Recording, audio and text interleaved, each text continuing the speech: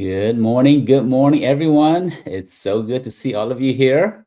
You are in for an amazing treat today as we talk about how to buy a business with little or no money out of your pocket to scale your government contracting business. So that's what we're going to be talking about. Really good stuff. I can't wait to share all of it with you. If you're joining us for the first time, my name is Abraham Sion. I am the podcast host here with you today. And to kind of get things started, if you could put your business name and where you're joining us from into the chat area, that will be awesome. So we will be talking about how to buy a business with no money to scale your government contracting business. So that's what we're going to be talking about today. With that, what I'm going to share with you, these are like really advanced strategies here. You're not going to learn this here from the SBA 101 class, right? You're not going to learn this here from the SBDC entry level to entrepreneurship class. This is for advanced thinkers. This is for someone who wants to scale their business fast. And so these are very important strategies, and I'm going to show you how to do that there. Let me start off with my slides, and then I'm going to share my screen here, and then we will dive in.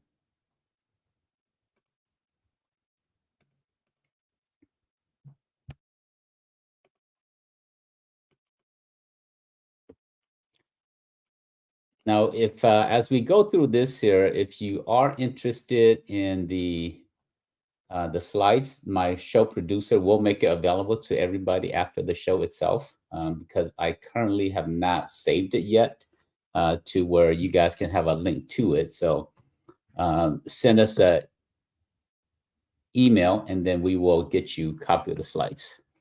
We will go through a few links, and we'll post that on the chat so that you can have access to it as we go through it. So how to buy business with no money down to scale your government contracting business.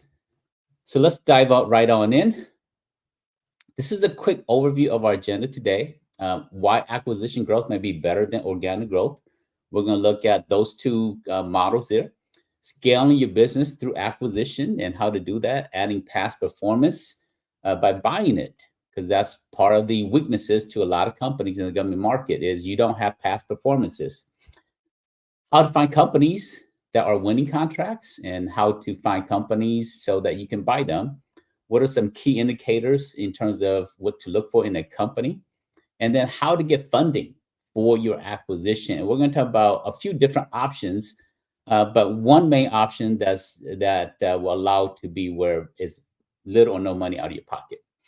And then how to structure a no money deal. I'm going to walk you through that example there. And then list of funding options to attendees. I do have some multiple resources I want to share with you at the very end, and I will make that available to you as well. And then plus other items that we're going to be covering. So that's our agenda for the day here. If you are joining us or watching this on replay, thank you for being with us. My name is Abraham. I am your host for this podcast here today. And these are advanced strategies. So typically, you're not going to learn things like this here in terms of acquisition strategies, mergers and acquisitions, and acquiring another business so you can grow your company. It's more for advanced thinkers. It's more for people who are interested in scaling their business fast. But growing it organically, there's advantages to that as well. So diving in a little bit about the association, we're here to help you create access to government contracting opportunities and to create access for agency buyers to access more qualified companies. So that's really our vision. Now, a little about myself. What makes me qualified to even talk about this here, right? Let me kind of give you a little bit of perspective, a little background about myself. One is I'm a small business advocate. I founded multiple companies. I'm the founder of the Government Contract Association also. We've helped businesses win billions in contracts and have trained over 15,000 companies. But before I got to GCA, let me give you a little bit perspective. I don't always share about my background when we do these podcasts, but I want to give you a little bit perspective. So as an immigrant escaping the communist regime of Laos. Came to the United States when I was about 7 years old. So I'm super grateful. I love, the United States of America, my new adoptive home. And as a young person, I decided I want to be an entrepreneur. So I started my first business when I was about 20 years old. It was a baseball card comic book shop. Did that for multiple years. And then eventually I wanted to change the world and I wanted to be a missionary. I went overseas. So everything I had, took 2 suitcases, went overseas to be a missionary. Went to Thailand with the goals of going back to Laos. Laos will not let me in because it's a communist country. They said, why do you want to come back to Laos? And I said, this is my home. It's my country. This is where I'm from. But they wouldn't even give me a visa to go visit. So I thought if I couldn't go back to Laos, Thailand was great, but that's not necessarily my roots. So I came back to the US, went to work in corporate America. I lasted 5 months in corporate America. Now, some of you have not heard my story. So this is, giving you a little bit of background why I love what I do right here. Lasted 5 months in corporate America. I decided I want to go and start another business, and went to start another business with $300. People ask me, Abe, how are you going to start a business with $300? Business is not about money. Business is about people and relationships. If you understand one of the most essential principles of business is not about money. Money is a byproduct, right? And one of the key factors in business is relationships. And I knew that. So from at a young age. So I started a office furniture company with $300.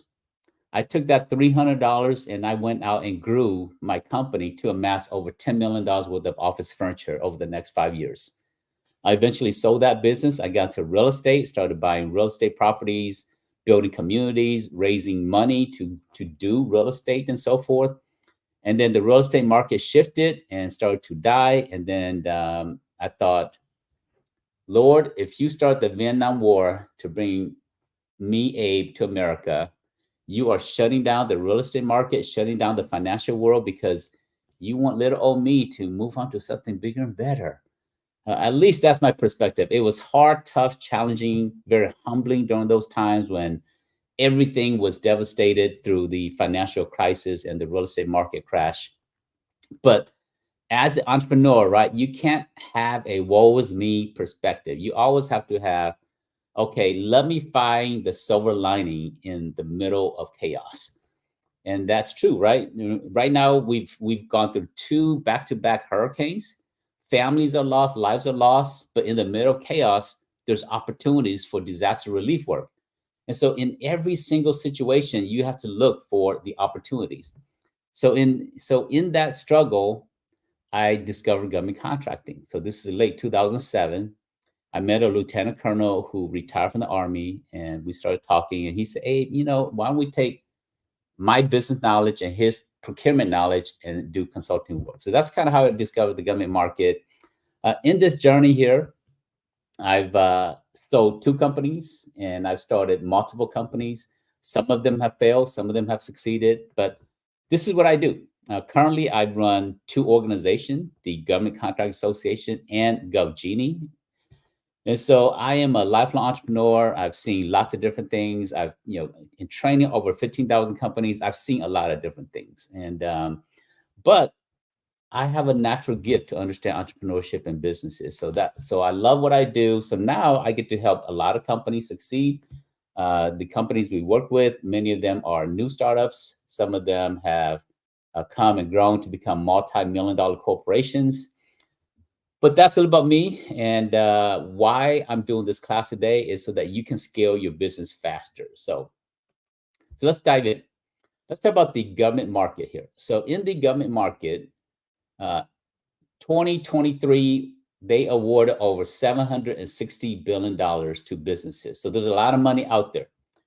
2024, the full reporting is not done because we just ended the fiscal year for 2024, but the government is about 2 to 3 months in terms of reporting, because once they award the contract, they start to do the paperwork, close out the files, and report that they've awarded those contracts. So my guess is 2024 will probably close out in the next 2 to 3 months at close to somewhere about $750 maybe, similar to what we did last year, 2023 as well.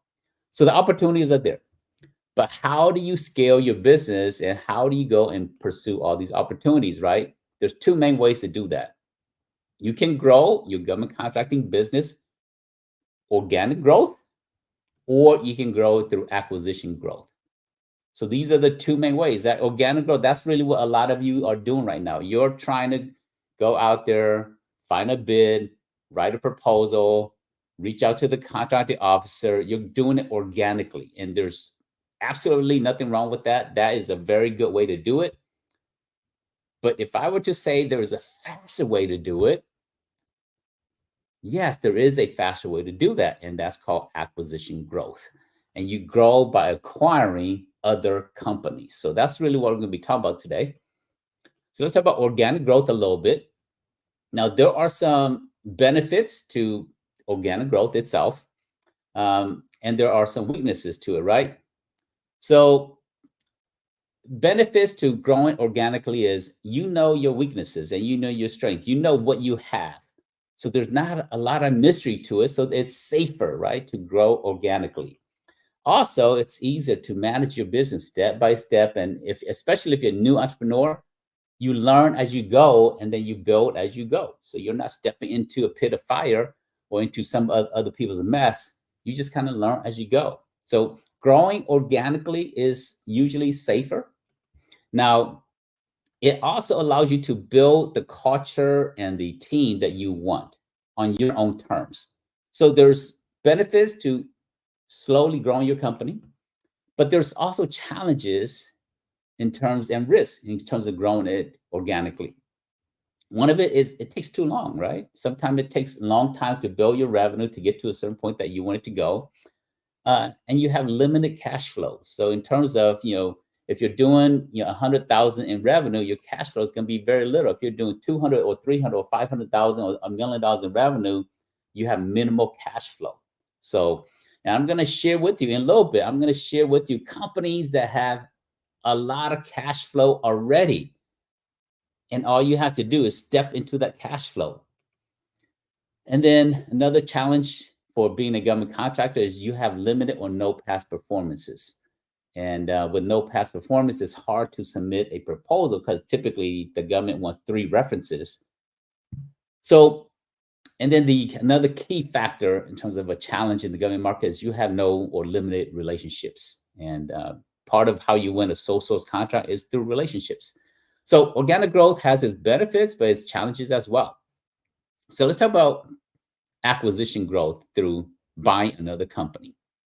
So as it relates to acquisition growth, these are some of the benefits, right? You have new revenue from the acquisition. You have instant past performance because that company has been performing and doing work for years, maybe 10, 20, 30 years. And then there is also more capacity. Instantly, you have equipment. Instantly, you have a software system. Instantly, you have a CRM. Instantly, you have a proposal writer. Instantly, you have a capture manager. When you're buying other people's resources in terms of their company, you instantly have resources and capacity, so you can grow faster. And then you have new staff member, right? You have a team, an immediate team. Now, there's some risks and challenges with that. Sometimes it may not be a culture fit. There may not be culturally you may think a different way, and the culture that has been built is very different from how your own upbringing and your own ideas and your own mindset of what is a healthy culture. So there's some risk with that. Also, there's unknown liabilities and potential hidden debts that you might know about. There may be a lawsuit that's been brewing and the owners might not even know about it. And when you buy it, you get sued. So there's unknown liabilities because you haven't been there for the last 5 years or 10 years or 20 years. So there's some risk with that. And then sometimes when the owner leaves, the client retention that they currently have built up, the client may leave and find somebody else because of their close connection to the previous owners, the relationship that they have. When that owner leaves, the client may leave as well. Now, If they are a government contractor, the contract is good. You have to go through what's called a novation, and the novation will allow you to transfer the contract from the existing business to the new business. But you may not necessarily want to close down the old business because you want that past performance. So that's a whole different side of a strategy. But we're not here to discuss some of those today. But there is, once you buy a business, there's many other things to consider. But because of our limited time today, I'm going to talk about how to buy it, the deal structure, and how to find these companies so that you can buy these companies here. Okay, let's continue here. So why are business owners selling, right? Why do they sell their business? And most of the time, well, let me start off with government contractors and why they need to sell. Every now and then, they graduate from being a small business, specifically around the 8A program, right? The 8A program is a 9-year program. And at some point, they graduate. And I have seen many 8A companies, they grow, and then they die after they graduate because they only know how to use sole source as a contracting method. And they never really learn how to compete openly. And so a lot of 8A companies graduate and they die. And so it's your opportunity to, if you are better at business development, or if you have the energy, the passion, or the ability to learn how to do capture management outside of just doing sole source contracts, then buying an existing company that's graduating from 8A is great. Or they might be changing their status from being a small business to a mid-sized company, or even though the government considers them large. So in the government market, there's only small and large. But we, in the real world, we know that there's small, or there's micro, there's small, there's medium, and there's large. So they might be growing from their size standard, right? For example, IT is a $33 million NAICS code, depending on which IT, but somewhere about 33 million. And they're growing beyond that. But then at some point, they want to sell their business. And so that when they become a large company, they don't necessarily want to be large. And because now you have a whole new set of regulation, you have a new set of competitiveness that you have to go out there. As a $35 million IT company, you have to compete against IBM, which is a multi-billion-dollar company. Well, who's going to be better, right? You're going to have weaknesses that, because you're competing as a large company, but you're not the same scope as an IBM or as a Leidos and Northrop Grumman or an Accenture. So sometimes when small business grow to a certain point, they want to exit their company in the government market. Also, in the government market, I call it the two cell phone problem. You have a personal cell phone, right? In fact, let me demonstrate, right? As a government contractor, you have two cell phones. Why do you need two cell phones? One is for business, one is for personal. Your personal, you can actually turn it off and on every now and then.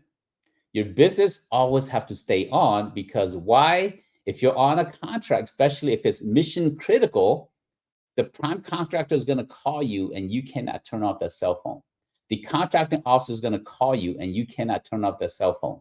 The program manager is going to call you because of some critical emergency situation and you cannot have your cell phone turned off. So there's a two cell phone issue, right? Well, at some point, as a government contractor, you're like, I don't want to have two cell phones. I just want to have one cell phone again. Now, I'm talking about the two cell phone because I've met many businesses in the government market, and they have two cell phones for that reason there. When the business cell phone or the government contracting cell phone rings, they pick it up. Doesn't matter if they're having dinner with their spouse. Doesn't matter if they're at a wedding. When that phone rings, they pick up the phone, because you're dealing with mission critical needs. Now, there may be some rare situation where you don't pick up the phone, but most of the time you're going to pick up that phone. So they're tired of the two cell phones. So sometimes they're selling because of that. Or this is true whether it's commercial or government market, they're retiring. And there's a lot of baby boomers. They're in their late 60s, 70s, and 80s, and they've run their companies for 15, 20, 30 years, and they're ready to retire. And they want to do something different, right? They want to slow down, they want to travel. Sometimes people sell their business because of health challenges. Sometimes they get older and they're thinking, I'm building my business and I'm going to leave it to my kids. Well, guess what? The kids don't want the business. The kids want to be a social media influencer. They don't want to work the same way their parents work. The kids don't want to work. They don't want to be committed to one organization. They want to, they want to do gig projects. They want to be here for 6 months, be here for another 12 months. They want new experiences. They're not like the older generation, right? Like the previous generation from us, they worked 30 years with the company. They retired. They get a watch. That's the previous generation, right? Well, this current generation, we spend 20, 30 years building our companies or working in a career path. But the next generation, they bounce around. That's, they're very different mindset. And so they want to be, a video gamer. They want to be a social media influencer. They're not looking to take over their parents' company. The other reason is they just have, some of these, business owners, they just want new adventures, new opportunities. They want to travel. They want to do other things.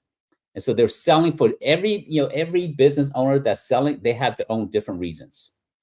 And sometimes it's failing. I didn't put this up here, but sometimes because they've lost focus, or they're tired, or they're older, or their health challenges, their business is failing. And they may still want to keep their business, but because their business is failing, they want to exit. Just because the business is failing does not necessarily mean you don't buy it. Because you bring in new ideas, you bring in new energy, you bring in new infrastructure, and it can grow. So, but let's continue. So these are some different reasons. Now, there's other reasons too, but these are some of the reasons why a business owner is selling. So how do you find these companies, right? How do you find these companies that are looking to sell? There's a few ways. One, and the easiest, is to work with a business broker. There's a whole bunch of business brokers out there, and M&A specialists out there. So work with a business broker or M&A specialist. M&A is mergers and acquisitions. For most of you, you will use a business broker. M&A is for like larger deals. And some of you, unless you just want a large deal, but for most of you, it'll be a business broker, because that's more of the low end, small businesses. And you can find business brokers through the International Business Broker Association. That's the link to it. And you can find M&A specialists through the Alliance of Mergers and Acquisition, online.com here. And then also you network with people, right? You just want to know people, network people, and talk to people. Say, hey, I'm interested in buying a business. Do you know anybody? And word of mouth is still very effective nowadays. You can talk to CPAs. CPAs work with business owners all the time. You can talk to financial advisors. People are planning to sell their business so they can retire. Now, sometimes going to a CPA and financial advisor is better than going to a business broker. Let me say that again. Going to a CPA financial advisor is better than going to a business broker. The reason, there's a few factors to that, right? By the time a business broker gets involved, that business have been vetted and scrutinized, and and other people have passed up on that business already by the time it gets to a business broker. When you go to CPA financial advisors, they say, oh, my cousin or my client, they're looking to sell their business. So it's early on, so you can get the best deal when it's early on. When you're working with a business broker, there's been a lot of advice, good and bad, right? There's been a lot of thoughts, and lots of people have already picked through the company. By the time it makes it to the business brokers, there's still a lot of good deals out there, but there's less good deals out there. When you're dealing with CPAs and financial advisors, you're connected directly to the business owners that's looking to sell. So sometimes this is better. Now, not all the time, but sometimes better. Or you can search for companies that are winning contracts. We're going to go through in a live exercise in a second here. You can just search through USA Spending and look for companies that are winning contracts. And I'm going to show you how to do that in a second. Or you can search through BizBuySell. BizBuySell There's multiple sites out there. I'm going to show you one today. And so these are your ways of how you can actually find opportunity or find businesses. So we're going to take a break here, not a break, but we're going to pause here in terms of the PowerPoint slides, and we're going to go into a real live example demo of how to do this here. So I'm going to start with USA Spending in terms of finding businesses that are winning contracts. So I'm going to go to USA Spending. And once you're here, click on Search Awards. And what I'm looking for is I'm looking for companies that are winning contracts. That's all I'm looking for. If they're winning contracts, I want to buy them. So I'm going to check. I'm going to leave for all fiscal year. But I'm going to narrow it down to, for example, I'm going to dig a little deeper. I'm going to come in here and contracts and IDs. I'm looking for the recipient type. Because remember, I shared with you earlier that I want to buy a potential 8A graduating company. So if I come down here, I can say, okay, you know what? Am I looking for a minority-owned business? That's one way to do it. Now I can actually narrow this down even more, right? I can even actually come down here and I want a specifically, I can go, I want a women-owned business, or I want a veteran-owned business, or I want a special 8A participant, right? So in this situation, I only want an 8A company. So I'm going to search all the companies that are 8A certified that are winning contracts. That's what I'm doing here. Why? Again, one of the reasons is 8A companies, they graduate and most of them die because they only know how to do set asides and they only know how to do sole source. They never learn competitive bidding. So next is I want to put in the NAICS code.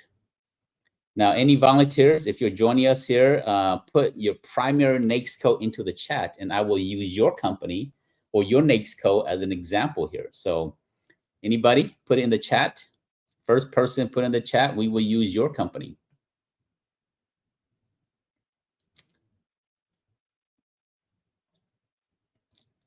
NAICS code, anybody? Put in the chat. We'll use yours. All right, last call. I'm just going to randomly use a NAICS code then if I don't have a taker. No takers. Okay, I'm going to just randomly. All right, so thank you, Essential Informer. 424-110. So thank you, 424-120. So I'm going to come in here and that's under wholesale, 424-120.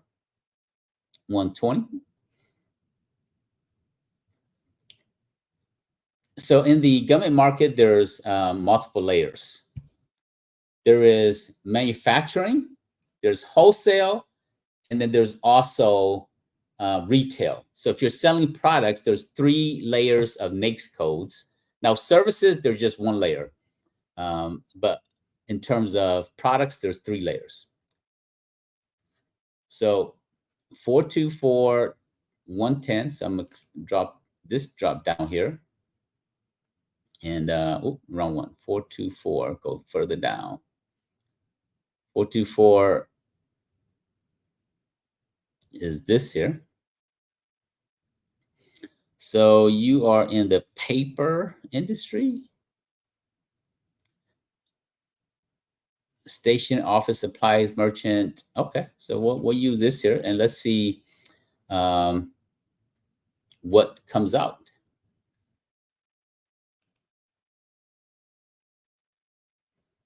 Now you can do this on your own too. So this episode is being recorded, so you can always go to our YouTube channel. It is youtube.com/@GovAssociation. And you can always use that as a way to rewatch what we're doing here. So if you're saying, oh, what do we cover? You can do that because it's available for you to do it that way. Now, what I'm getting here is generating the list of all the companies that are in your industry. And so that have one contract in the last from 2008 to 2024. What you really want to do is you want to click on the download button at the very top here. So I'm not gonna go do that in terms of this here, because it's gonna take about 10 minutes to download this document. You want to click on download. You want to click on awards, and you want to click on everything, and it's gonna give you, it's going to take about 10 minutes, depending, here it might be even longer, but it's somewhere about 5 to 15 minutes before this download is done. You can just copy the link and come back to it later if you want to. But these are the companies that are winning contracts. And then I can just start digging in to these companies to see who might be a good company for me to target. So now, how you message them and how you engage them, that's a whole different conversation. And today, I'm not doing that class in terms of how to market, how to message them, what to say to them. That's a whole separate class, because we don't have time for that to address that. But I'm going to take one of these companies here. I'm going to take Future Solutions. I'm going to help you to dive a little deeper into this company here. So this is the company, and they're out of Colorado. They're 8A participant. Their UEI number is here. Their DUNS number is here. And so the first thing I want to do is I just want to copy the company name, and I'm going to paste it to see what I find on them. So you just want to do a general search to kind of get an idea. Now, there may be multiple companies with the same name, and you may not be able to identify if that's the right company. So you might have to go back here to validate the address to make sure that it's the same company out of Colorado. So there may be a few things. But the other thing I want to do is I want to come in here. I want to put in Zoom info. Now, you can subscribe to Zoom info, but the way I'm showing you is putting the company name, put the company name, and then just put the word Zoom info after it. And then usually the first link is what you see. So I'm going to click on this here. So this one's out of New Hampshire. So this is not the same company. And it's telling me that this is less than $5 million. So potentially that might not be the right company. So you may have to look at one or two companies to find the right. So this is LLC. So that's not the right company.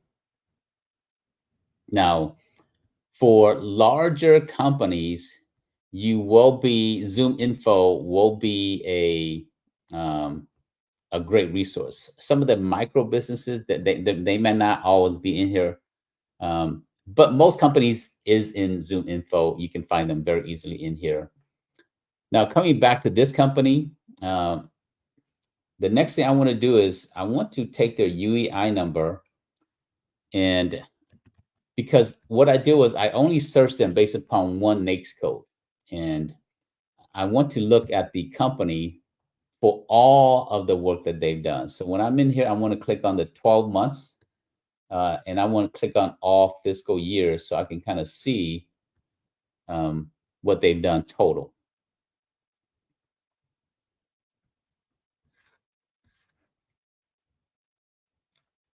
So this company looks like they go by, let's see if there's, they go by 4 other names.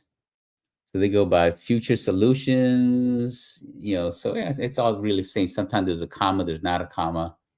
So collectively, when I click on at the very top here, right, I click on all fiscal years, and it tells me that they've won $5.5 million and they won 479 contracts over since they've been in doing government contracting work. So this is still a small business, but a potential, but you have to dig a little deeper. And again, today's class is not doing due diligence because that requires a lot of additional time. But I want to show you how to do the deal structure, how to find these companies. And then just research, right? There's a lot of other ways. There's a lot of due diligence that needs to happen with this company, but this is one way of how you find companies. Now, let me come back and let me show you the other way of how you find companies, right? BizBuySell. This is the other way of how you find companies. Now, when you're using BizBuySell, the difference with that is BizBuySell, these companies, they went to a broker, and the broker is listing the company for sale. So BizBuySell, and we're going to use this here. So I'm going to come in here. I'm going to click on all industries, or I can say, okay, you know what? Let me choose a niche. So some of you, let's see here. Some of you put in here 561,730 facilities. Okay, so I'm going to look. I think Effie, you are in landscaping. So I'm going to come in here and I'm going to dive a little deeper. I'm going to come and under industry.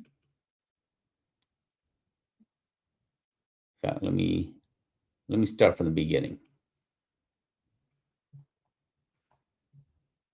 So manufacturing, online pet, business services, right? So that would be a business service.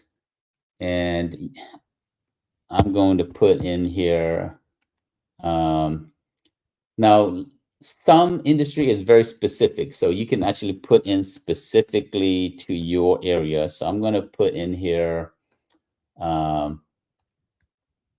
Florida. And you can narrow it down as much as you want to. Now, if you want to narrow down to specific to landscaping, you can come in here and put in the keyword here, landscaping, and hit apply. So now it's going to tell you, okay, these are companies that's for sale right now. You can go and buy these companies as we speak. So this is not hypothetical, right? These are real companies that's available in Florida that you can go buy.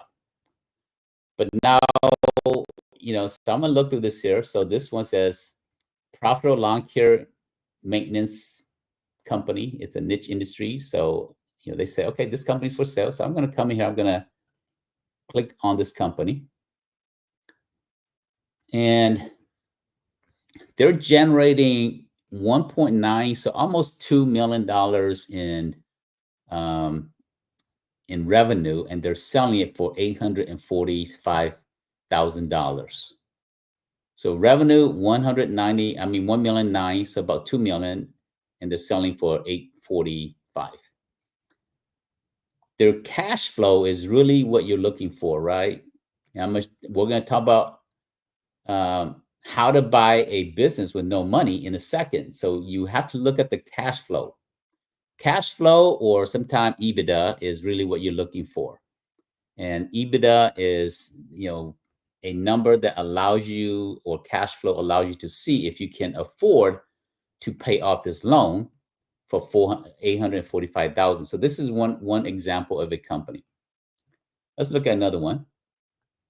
So this company here is, they're doing 984,000, and they're saying they have cash flow of 405,000. So this sounds interesting. So what we're going to do is we're going to read about this opportunities a little bit more. Excellent opportunity, buy a highly profitable business that's been around more than a decade. Landscaping, the business have 225 accounts, and with a few commercial customers, so mainly residential and a few commercial. They do 36,000 per month in lawn care, and 36,032 in landscaping, with a total monthly revenue of $668,000 every month. They have 6 employees, And now usually it tells you why they're selling in here. And it tells you that potentially they can hit over 1 million in revenue. They have equipment and inventory is valued at 365,000. The team is in place with 2 lawn care crews, 1 late scam crew, and 1 very capable, dependable, and loyal field supervisor. You see how the word dependable and loyal, right? And then the owner works 40 hours a week performing accounting, payroll, and scheduling and customer service tasks. So that's really what they're saying here. Now, sometimes they tell you why they're selling, right? Down here, reason for selling is retirement. And the owner is willing to stay on for 2 weeks to help transition. And all the equipment is included in the business. So it's included in there. So this is a, I wouldn't say turnkey, but as close to turnkey as possible. But let's talk about deal structure, right? Let's talk about, will this work for you if you buy this company? Now, again, this is landscaping, but we can substitute training. We could substitute IT services. We could substitute many other different industry into this here. So I have a, let's come back. I showed you a deal, but now we're going to go and continue, and then we'll come back and see if this is a good deal for you to actually buy. So let's continue here. And we'll come back to that in a second. So these are a few ways. Now, there's many other ways of how you can find a company, but these are a few ways. All right, so let's talk about how to fund a business. The SBA 7A loan is for small business, will be your #1 choice. So you can learn more about the SBA 7A loan through this link here. I'll put that in the chat in a second. The SBA will loan up to $5 million. So if you're buying a company for less than $5 million, it will be you can get SBA loan. Now, you're not going to go to the SBA and say, I want a loan, because the SBA is not a bank, but they will guarantee the loan with the banks. So you're going to a bank to say, I want to get an SBA loan. Do you do SBA loans? Now, there are some specialists that's, really are great at banks who are, many great banks that are specialists in SBA loans. And they will say, oh yeah, that's what we do day in, day out.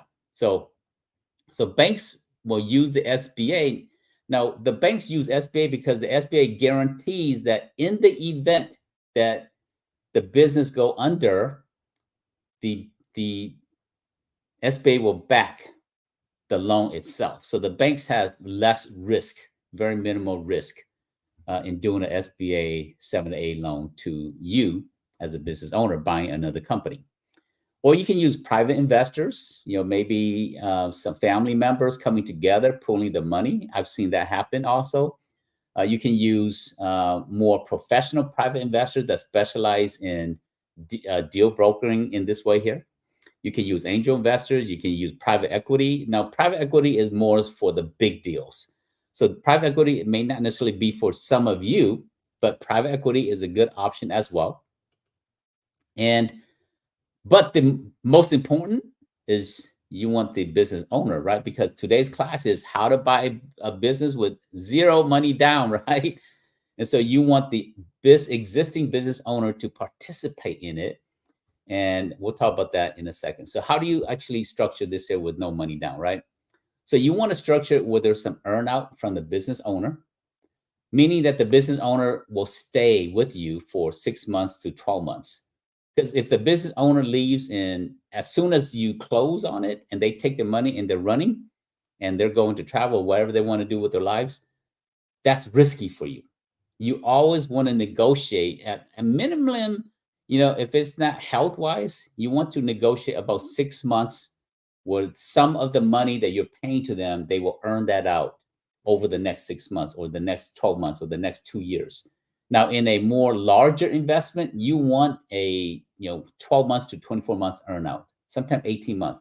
Most owners will stay 6 months to 18 months. Many of them may not want to be there longer than 18 months, but you have to negotiate with them, and it depends on what life situation they're in. So you always want to structure an earnout so that the risk is less that way. You want to ask for owner financing. Just like when you're buying a house, right? The owner can finance part of the house to you. And we'll talk about how to do that there. So what is the deal structure? I've got this link here, and we're going to use this here as part of a deal structure.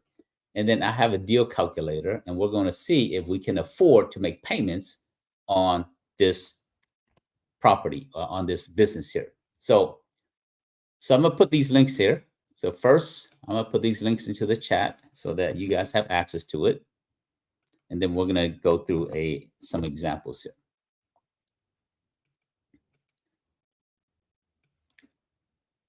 So this is the SBA. You can learn more about the SBA deal flow here. I mean, SBA 7A program. And then these are two important resources here that you want to definitely use this here.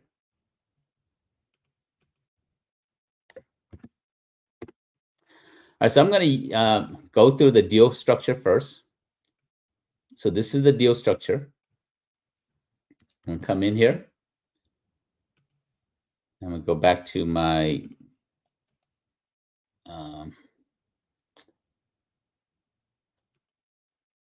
here. And I'm going to put in this first document. So this is the document. When you come in here, what you want to do is you want to click on File, and you want to make a copy so that you can use it for yourself. Don't ask for permission to use this here because it's in view only. So for you to edit and do it yourself, you want to click on File, make a copy, then you can play around with it as much as you want. So let's talk about this here. Now, I put down here some additional funding resources down here. So these are some great giveaways for you guys to leverage these things. But 7A loan, so we want to structure it in a way that out of your pocket, right? Buyer cash requirement is 0. That's how we want to structure it. And so we're going to come back to this landscaping business. They're asking 949,000. So we're going to take that number here, and we're going to go to our second calculator.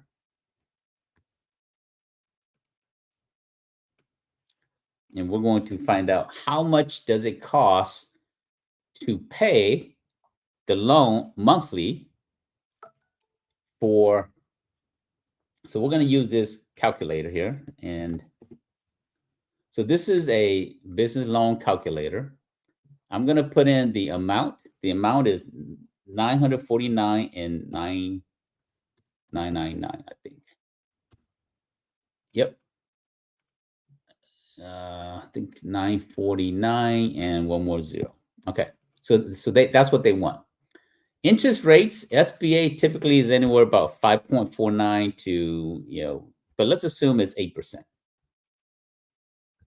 And the SBA loans can go up to 10 years. So the longer the time frame, the less you pay per month. So let's assume that we want to do a 8-year loan, or we ask the bank to do an 8-year loan for us. And then origination fee is 5%. Maybe documentation is $1,000. So I'm going to hit calculate. So this says that for me to buy a business, I need to pay $13,429 a month.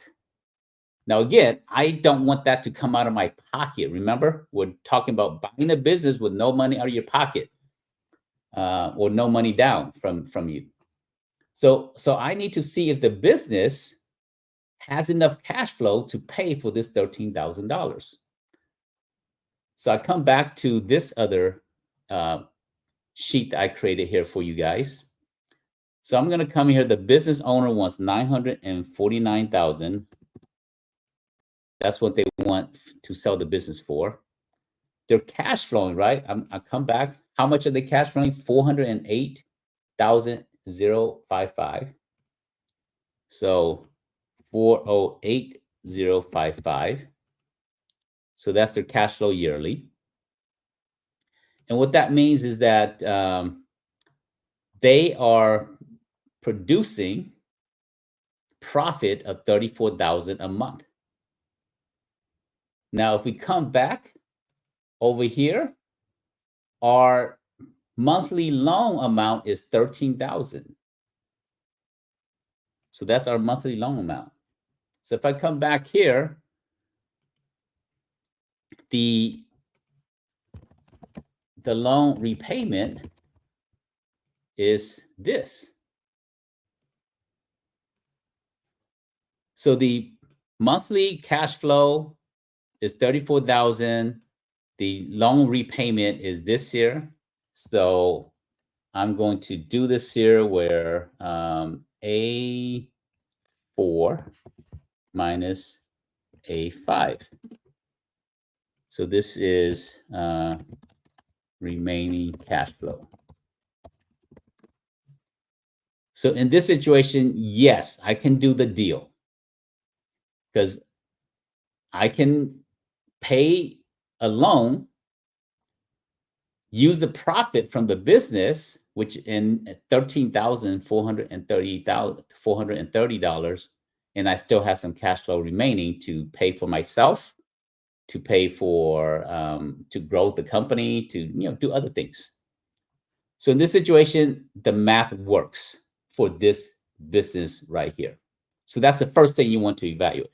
Will the math work? And if the math will work, then potentially I can buy this business. Now, there's a whole bunch of other due diligence that we haven't talked about, and we don't have time to talk about today.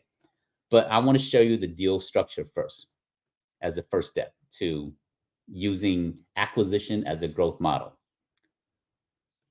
So this is a yes. But now I also, remember I said, we're going to do it to where there's zero money out of your pocket. So typically the owner, let me move my camera a little bit out of the way. The SBA will loan up to about typically 80 to 90%. The SBA is not going to do 100%. So let's assume the SBA is willing to do 85% of the loan. So the owner wants $949,000, but the SBA is going to do $807,000. In this situation, if the owner says, I want all of the money and I'm not willing to owner finance. So if you really want to do this deal, then you have to come out of pocket $142,000. And so if you do that, then the total to existing owner, right? So it would be E2 minus E3 minus E4 minus E5 minus E6. Oh, it's supposed to be plus. Yeah, my bad.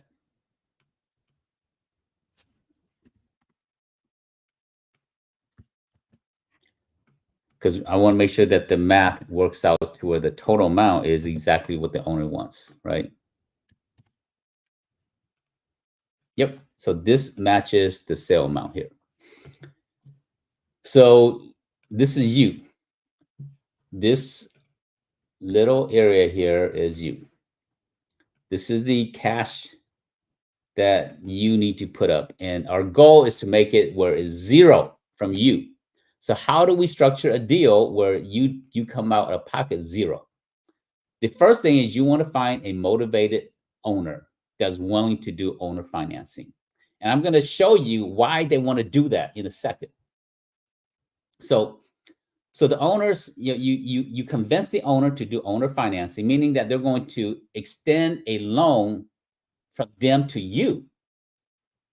Because the SBA says we're going to fund 85% of it. How you get the remaining of the money is up to you. And so it can come from the owner. So let's go with the first scenario. If the owner says, I would do 15% owner financing, then that means zero money out of your pocket. Some owners may not be willing to do 15%. Some owners might say, I'm willing to do 10%. If they're willing to do 10%, that means you have to come up with $47,000. Now, maybe the owner might say, I only want to do 5%. In that situation, you need to come up with 94,000. But let me share with you a way of where the owner can actually win and get more than $949,000 for their business. Let me show you another way of how you structure this here. So the owner keeps 10% equity in the company.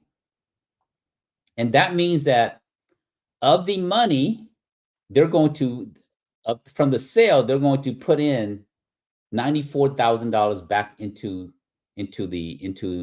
this deal here. So they're going to owner finance 5%, and you're going to pay them over 5 years for this 5%. The 47,000 will be over 5 years. The equity part, they keep 10% of the company. Typically, you want to do a 9% deal, and I'll tell you why in a second. So the owner will owner finance 6%. They will keep 9% of the company, and that's really all you want, is for them to keep 9%. If they keep more than that, it becomes, there may be some other issues with it. And let me tell you, the main issue is any owner that owns 10% or more. Let's assume this is not an 8A company, or this was this is not 8A company. In the future, you want to go and get your 8A. Anyone that owns 10% creates complexity for you getting your 8A. If it's 9% or less, the SBA will never ask for the financials and the net worth of the existing owners. So of the 9% equity owner. So you want to deal about 9% to the existing owner. They owner finance 6%. This means zero money out of your pocket. But here's why the owner wants to do that. And this is part of the reason of what you have to convince them to do is this here.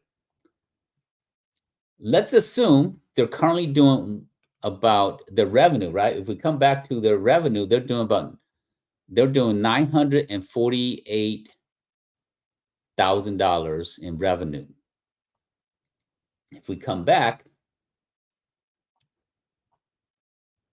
you're telling the owner, I'm coming in, help me structure the deal where the SBA is going to fund the deal.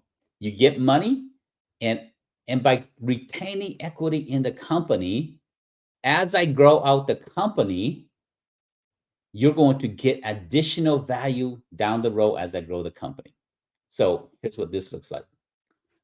You take $1 million company and you grow to $10 million in new revenue. Now the owner, by keeping 9% equity in the business, they sold their company to you for $949,000, and then they get an additional $900,000 of future value whenever you sell your company, or at some point in the future, they can say, hey, buy out my 9% because I gave you a super friendly deal so that you can buy the business when you came into the company. Now that it's worth $10 million, I'd like for you to buy the company back. So 10%.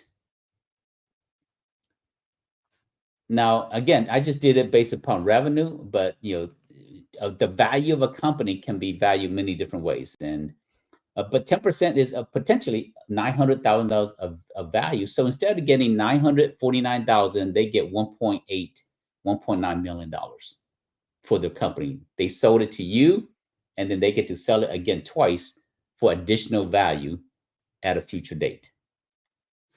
So these are how you do a deal structure, right? The owner has to be motivated. The owner has to be willing to be a little bit more flexible in terms of deal structure. Now, again, if the owner doesn't want to keep equity, right? Because some owners, they're like, hey, I'm done. I don't want to do anything. Then what you have to do is you have to structure where 15% owner financing comes from them. If the SBA is willing to do 90%, then they only need to do 10%. And in that situation, there's still zero money out of your pocket. So this is deal flow, how you structure a deal so that it's minimal money out of your pocket. Now, there's still some money you have to put into this. You have to pay for an attorney to review the agreement. You still have to pay a CPA to review the financials to make sure that just because they gave you audited financials, most small companies are not going to have audited financials, but they work with a broker or they work with a CPA to prepare financials for you to review, but don't take their words for it, right? You need a CPA to review the financials with you. So that's so there may be some additional costs, a few $1,000s out of your pocket to hire an attorney to review the document and hire a CPA to review the financials. If you're very good with financials and you have a long history of understanding contracts, it could be where you don't need someone to do that for you. Any questions about what we've covered here? And then I got a few other things to cover before we wrap up here. So any questions or comments?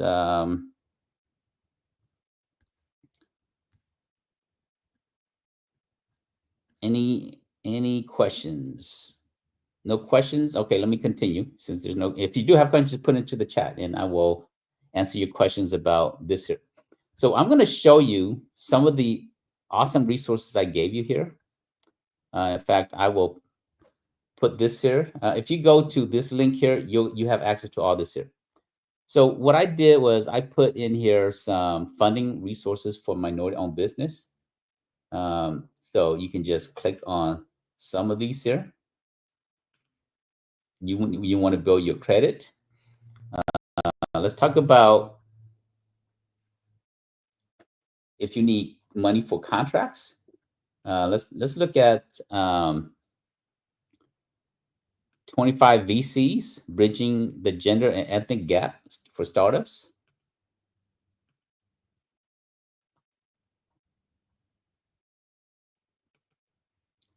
And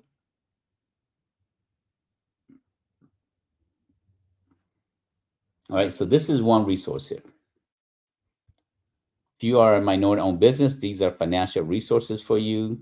If you're other, there's some other options down here. So let's look at a list of angel investors where you need no warm introduction.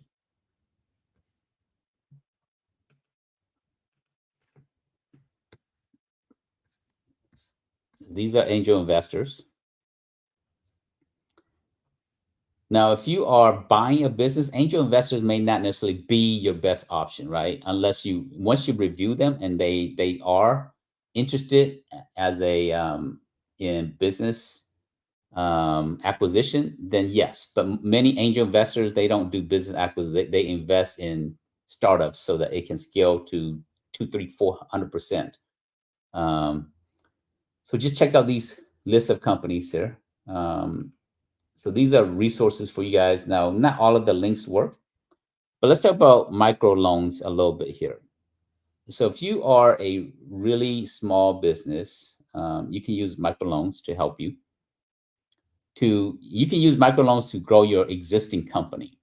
And ACE is a very good resource for that. They do millions and millions of funding. Now, typical microloans is up to 50,000. So microloans is up to 50,000. Now I'm going to share with you a secret resource that I use to start one of my business. It's called prosper.com.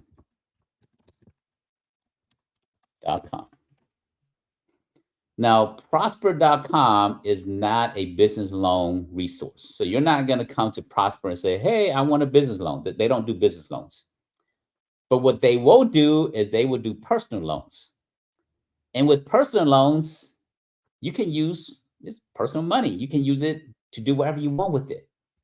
So you come in here. Well, let me tell you the story first. So I shared with you earlier that I was in real estate. Well, real estate market died and we went through a really tough time financially because we had millions of assets. We were building communities, we had spec homes, we were flipping houses, we had all these different things going on. But when the real estate market died, our financial resources and income revenue disappeared. And so so in that process, I was ready to rebuild. And I said, do I go to a investor, or how do I get money to rebuild a new business? Well, I went to prosper.com. It takes 5 minutes. If you're looking for a personal loan, Prosper will tell you. And it's done mainly based upon your credit score, and your credit history. That's it. And you can get a loan, a personal loan, up to $50,000.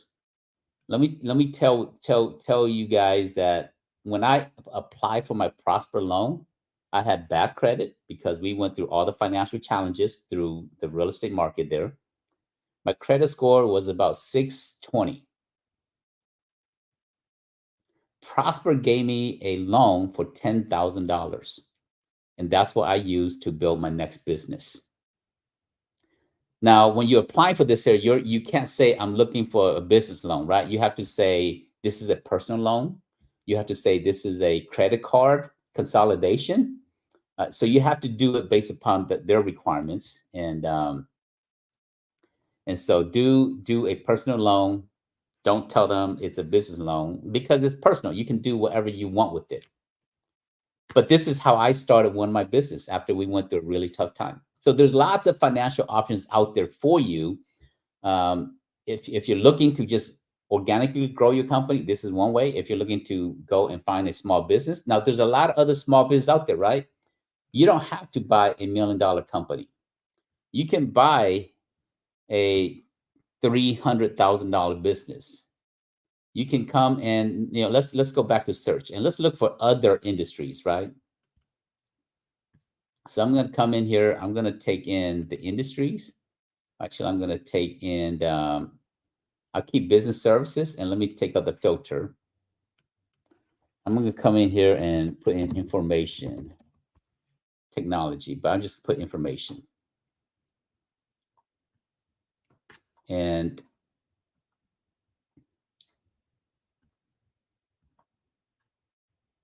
so here is a $4.6 million business.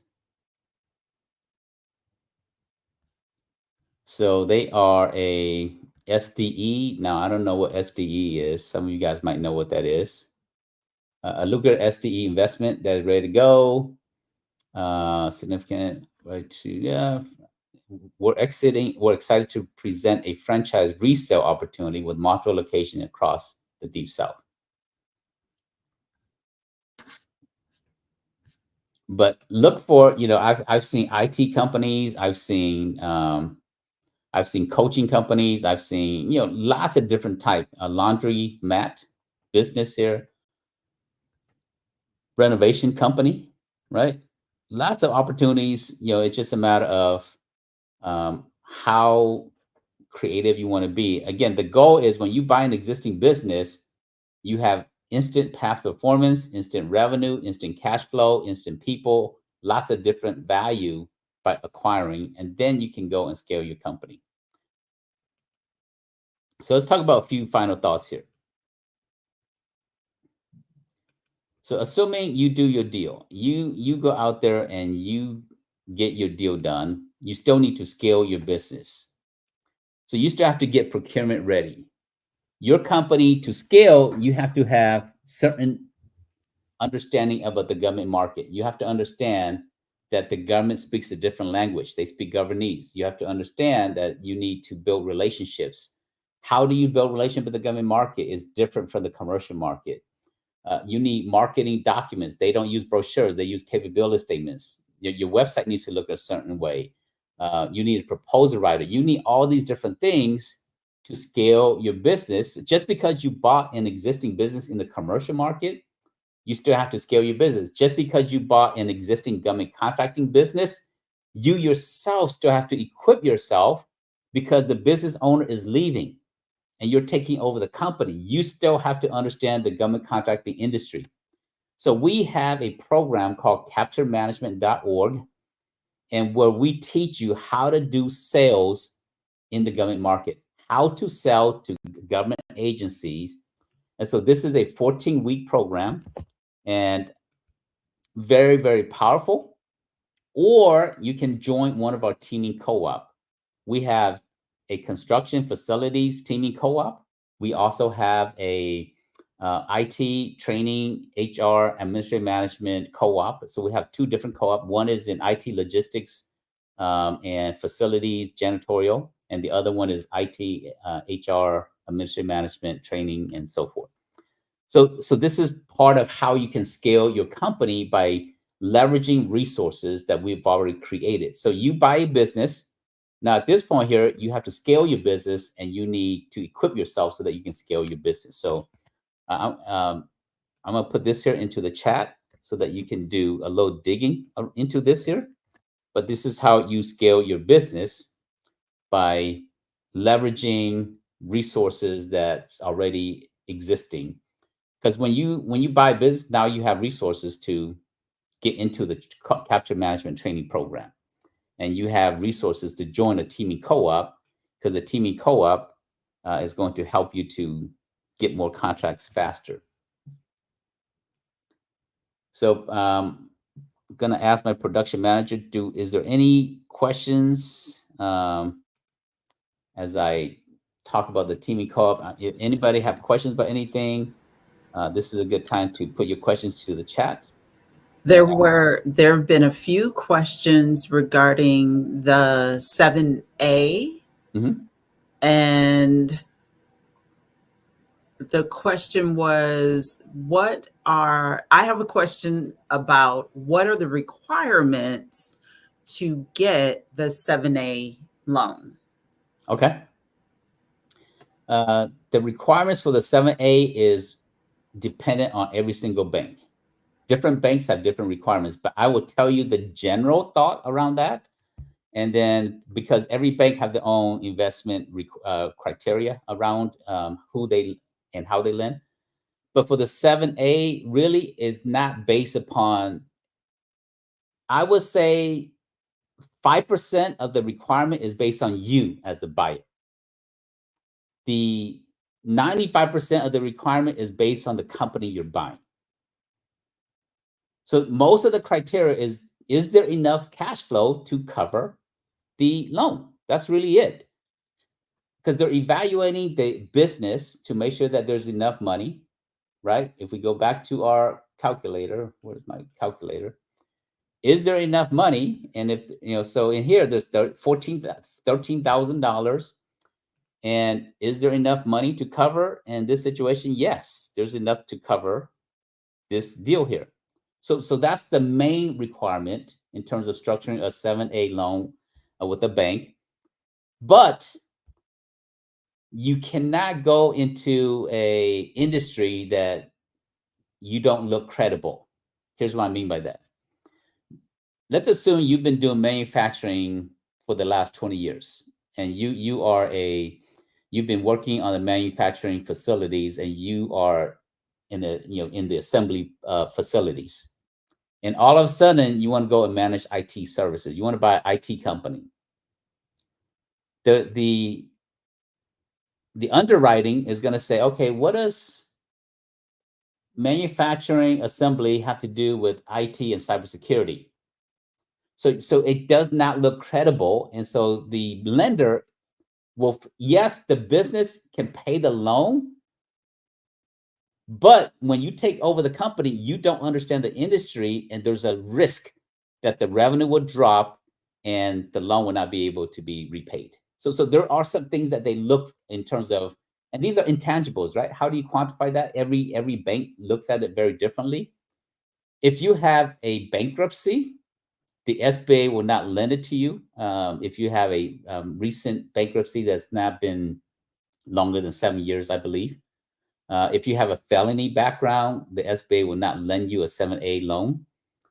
There's a few little things like that may be a gotcha. But in general, they're looking, you just need to have basic credit, like 650, 680, 700 credit score. You need to have management experience. You need to have possibly industry experience. You don't necessarily have to have industry experience, but it's better if you have industry experience of the type of business that you're buying. Now, most of the time, the way we're talking about here is you are an existing IT company and you're buying another IT company to scale your company in the government market. Or you have an existing landscaping business and you're buying another landscaping business to scale. So that's really how you want to buy. But if you don't have an existing business and you're buying into something new, it is a little bit more, they do scrutinize you as individual more so than if you've been in business 5 years, 10 years, and you're just buying another company to scale it and grow it. What's another question?